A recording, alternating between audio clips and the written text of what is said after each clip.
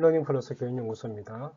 이번 시간에는 학습에 있어서의 인지 발달이 어떻게 이루어지는지에 대해서 얘기를 하려고 합니다. 인지 발달에 있어서는 두 가지 양대 산맥의 학자가 있는데, 오늘은 그 중에 한 명인 비고츠키의 인지 발달에 대해서 얘기를 하고, 그 이론에 따라서 우리 자녀들의 학습을 위해서 우리가 어떻게 해야 되는지에 대한 부분들을 얘기하고자 합니다. 먼저 인지 발달에 있어서는 두 사람의 연구자가 있습니다. 오늘날 영향을 주고 있는 사람들이죠. 피아제는 많이 들어보셨을 거예요. 피아제의 인지 발달 단계라는 게 있죠. 그런데 비고츠키라는 사람이 있는데 이 사람은 우리가 잘 몰라요. 최근에 들어서 주목받기 시작을 했습니다. 이 두 사람의 차이는 어떤 차이가 있는지 한번 살펴보도록 할게요. 피아제는 먼저 물리적 환경과의 상호작용을 통해서 지식이 획득되어진다고 얘기를 합니다. 가령 얘기를 하자면 우리 유아기 때 아이들을 보면 물건들을 가지고 놀죠. 가지고 놀면서 만져보기도 하고 던져보기도 하면서 그 물건에 대한 특징들이라는 어떤 지식들을 획득을 하게 되는 거죠. 그래서 그 자신이 지식을 획득하고자 하는 어떤 대상에 대해서 그것을 감각적으로 인지를 하면서 지식을 받아들인다는 겁니다. 그래서 피아제는 인간의 인지 능력이라는 것은 타고나는 것이고요. 내부적으로 우리의 머릿속에서 그 발달 과정, 인지 과정이 만들어진다고 보는 것이고요. 반면 비고츠키는 조금 다릅니다. 사회적 환경과의 어떤 상호작용을 통해서 지식이 획득되어진다고 보는 건데, 이 사회적 환경이라는 것은 우리가 인간관계를 얘기하는 거죠.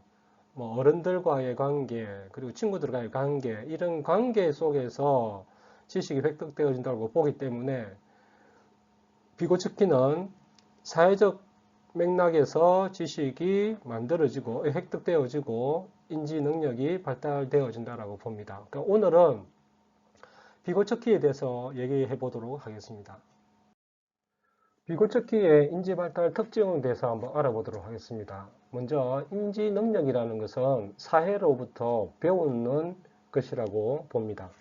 피아제는 타고나는 걸 그랬죠. 내부적으로 자기 자신이 머릿속에서 인지가 발달이 되어진다고 보는 건데, 비고츠키는 사회로부터 배운다고 봅니다. 그래서 사회라는 것이 그러면 어떤 것이냐면 사회적 환경, 즉 사회적 환경과 상호작용한다라는 거죠. 상호작용을 하면서 배워나간다라는 것인데, 이것은 어떤 인간관계를 얘기하는 거죠. 인간관계 속에서 내가 지식이 이제 습득이 되어진다는 것인데, 그러면 어떤 것으로 그 지식이 습득되어지냐면, 비고츠키는 언어라는 것을 되게 중요하게 생각을 했습니다.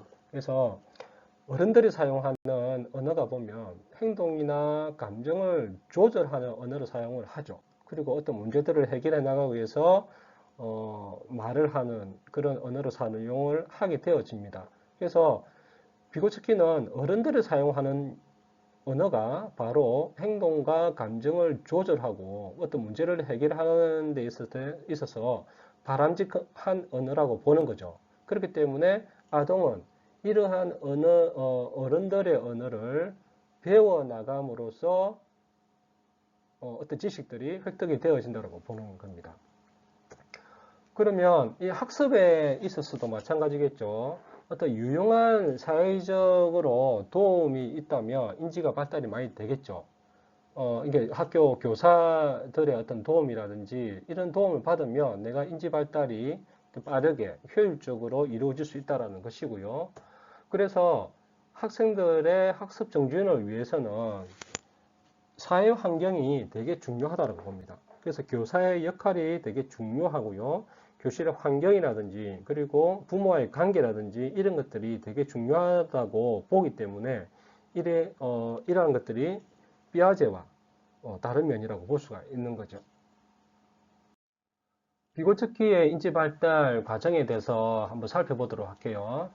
앞에서 말한 것처럼 아동이 사용하는 언어와 성인이 사용하는 언어는 다르고 또 성인이 사용하는 언어가 행동이나 감정을 조절할 수 있는 어떤 언어라고 보기 때문에 사회적으로 바람직한 언어라고 보는 겁니다. 그래서 아동들이 그러한 성인들의 언어를 배워나가는 것이 바로 인지 발달 과정이라고 보는 거죠.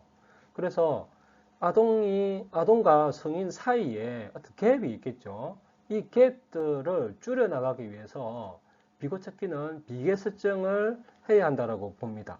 여기서 비계라는 것은 건축 현장에서 보면 건축 자재를 1층에서 2층으로 올리거나 뭐 어떤 식으로 위층으로 올리기 위해서 어떤 발판들을 제공을 하잖아요. 그러니까 그 발판을 비계라고 하는데 아동들에게 이러한 발판들을 제공을 함으로써 성인들의 언어를 배워나가는 것이 효과적일 수가 있는 거죠. 그래서 아동들에게 이러한 비계를 설정을 해주도록 사회가 제공을 해야 된다고 보는 겁니다. 그러면 인지라는 차원에서 한번 보도록 할게요.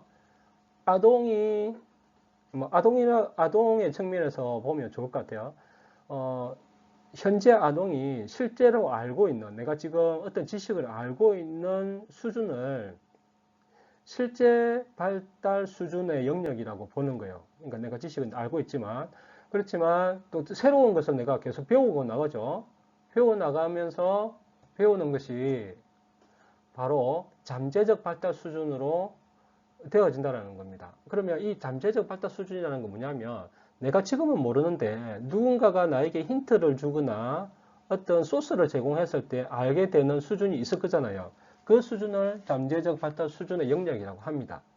그러면 인지 과정에서는 뭐냐면 이 두 개의 수준의 영역 사이에 어떤 근접 발달 영역이라는 게 있다라고 봅니다. 비고착기는. 그래서 실제 발달 수준과 잠재 발달 수준 사이에 근접 발달 영역이라는 게 있는데 이 근접 발달 영역에 누군가가 비계를 설정해 준다라고 했을 때 이것은 인지가 발달되어지고 효과적으로 발달되어진다라고 보는 겁니다. 그래서 비고착기는 이러한 비계 설정을 누군가가 제공함으로써 그 상위의 지식들을 획득할 수 있다라고 보는 겁니다. 그것이 바로 비계 설정이라는 것이고 이렇게 함으로써 아동들이 지식을 쌓아 올라가는 그런 인지 발달이 이루어진다라고 보는 겁니다. 그러면 이러한 비계 설정을 어떤 방법으로 제공하는 것이 좋을까요? 이게 부모님들께서 자녀들의 학습에 비계 설정을 해줄 수가 있거든요. 상황이 두 가지가 있습니다. 하나는 어떤 아동이 스스로 문제를 해나가기 위해서 비계 설정을 하는 것과 그리고 학습 조절을 하기 위해서 비계 설정을 해주는 방법이 있습니다. 이것을 따로따로 한번 어떤 방법들이 있는지 한번 살펴보도록 할게요. 먼저 문제 해결을 해 나가기 위해서는 적절하게 난이도가 있는 과제를 던져주는 겁니다. 예, 그 난이도를 조절해야 된다는 거죠. 너무 어려운 난이도를 주면 잠재적 발달 수준의 것을 풀어내야 되기 때문에 그렇게 하면 이 아이가 자기가 알고 있는 영역을 넘어서 버리죠.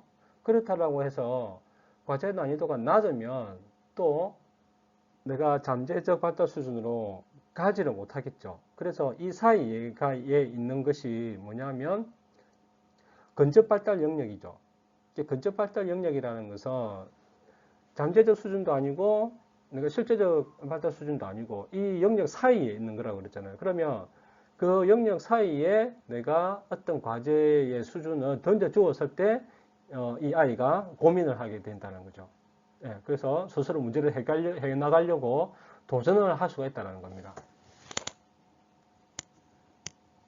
그 다음에는 어떤 도움의 양입니다. 사회적 도움을 주어야 된다고 했죠. 비고착기는. 그래서 도움을 주되 너무 많이 도와주면 그 아이가 스스로 문제를 해나갈 수 있는 그 해결력이 떨어지거든요. 그런데 우리가 부모님들께서 한 번씩 실수하는 게 뭐냐면 많이 도와주는 거예요. 과하게 학습에 있어서 도와주게 되는 거죠. 그러면 자기 스스로 문제를 해결을 하려고 하는 능력들이 떨어집니다. 그렇기 때문에 적절한 도움의 양들을 조절하는 게 필요하고요.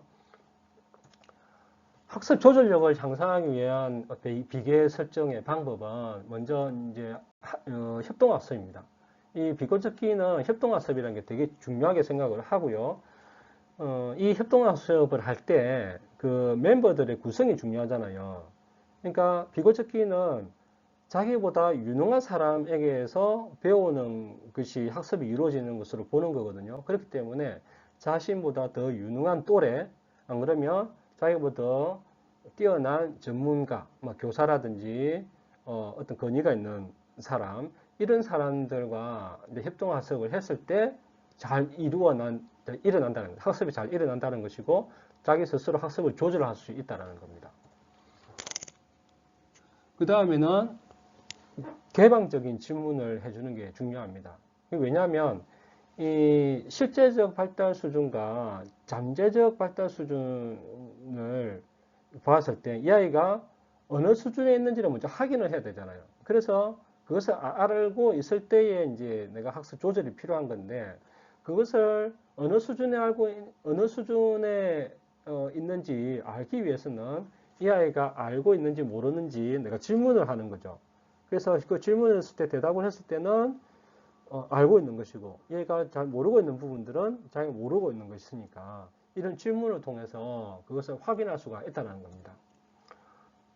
그리고 학습에 있어서의 단서를 던져주는 것인데 먼저 질문을 했을 때 모른다라고 했을 때 그것을 알기 위해서는 어떤 단서가 필요하겠죠. 그러니까 비교 설정을 해줘야 될 필요가 있는 거죠.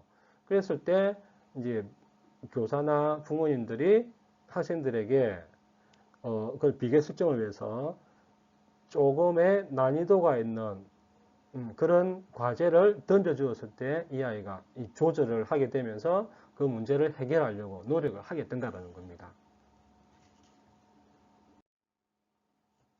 오늘의 럼펄 포인트입니다. 먼저 사회적 환경이라는 것이 이 비고적기의 인지 발달 이론에서는 되게 중요합니다. 그래서 부모와의 관계, 그리고 교사와의 관계 이런 것들 되게 중요하거든요. 이런 환경들을 만들어주는 것이 비계 설정이라고 할 수가 있겠죠.